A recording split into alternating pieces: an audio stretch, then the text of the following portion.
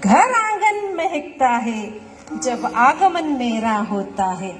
पापा की परी हूँ मैं, माँ की परछाई हूँ, दादा दादी की दुलारी हूँ, मैं सबकी लाडली हूँ। हाँ मैं एक बेटी हूँ, हाँ मैं एक बेटी हूँ। और कभी आपने सोचा कि बेटी बचाओ बेटी पढ़ाओ की जरूरत ही क्यों पड़ी? क्योंकि हमारे जमाने में ऐसा चलन था कि बेटी की पढ़ाई पे खर्चा ही क्यों करना, उसे तो शादी करके पराए घर जाना है, उसके लिए दहेज का इंतजाम करो। पढ़ाई करके ज्यादा आजाद ख्याल की हो गई तो फिर रीति रिवाज कैसे निभाएगी? इतना आसान नहीं पुरानी बंदिशों को तोड़कर अपनी शर्तों पर जिंदगी को जीना।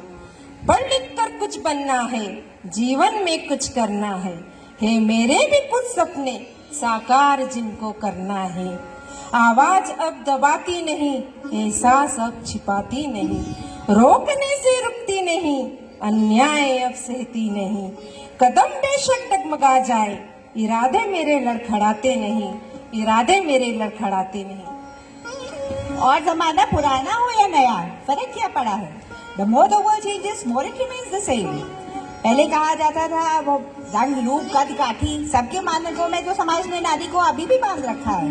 अगर आप थोड़े से हेल्दी हो गए तो वेट लॉस करना चाहिए, अगर आपका रंग दबता हुआ है तो आपको तो फिर गोरेपन की क्रीम लगानी चाहिए, और तो और अगर मैडम ड्राइव कर रही हैं तो लोगों को शक होता है कि ट्रैफिक जैम तो लगेगा ही, मैडम कैसे सही चला सकती है? मुझे अब कैसा दिखना है मैं खुद तय करती हूँ। रूप रंग कद काठी से कहीं बढ़कर है मेरे खुद का वजूद, मेरी खुद की पहचान।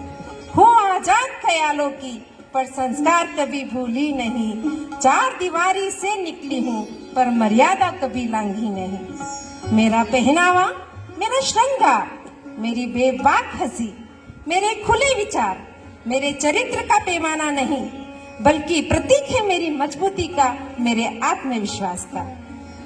बदलते भारत की नारी हूँ मैं, पा लिया है मैंने खुद का एक मुट्ठी भर आसमां, जिसमें है अनंत ख्वाहिशें और हौसला है ऊंची उड़ान का। अब अंत में यही कहूंगी, घर की शान हूँ मैं, पिता का मान हूँ मैं, जीवन साथी का अभिमान हूँ मैं। जी हाँ मैं आज के युग की नारी हूँ, मैं आज के युग की नारी हूँ।